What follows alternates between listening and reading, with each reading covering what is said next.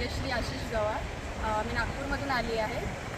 सध्या मी रत्नागिरी जिल्ह्यातला मुरुड समुद्रकिनारा आहे इथं आम्ही आलो आहे. या काळामध्ये सध्या आपण पाहतोय की इस्रायल आणि इराणचं युद्ध चालू आहे. खूप भीतीदायक परिस्थिती निर्माण झालेली आहे. आणि याच दरम्यान आमच्या शाळेतल्या मुलांना सगळ्यांना सुट्टी होती.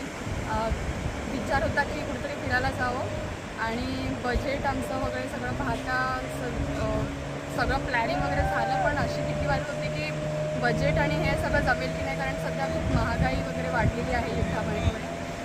पण इथे आल्यानंतर कुठे आम्हाला बुकिंगचा पण इश्यू झाला होता, पण 1-2 ठिकाणी ट्राय केल्यावर आम्हाला मिळालं. जेवण पण थोडं गॅस सिलेंडर ह्याच्यामुळे थोडं वाढल्यामुळे जेवणही खूप महाग वाटत आहे सध्या इथे.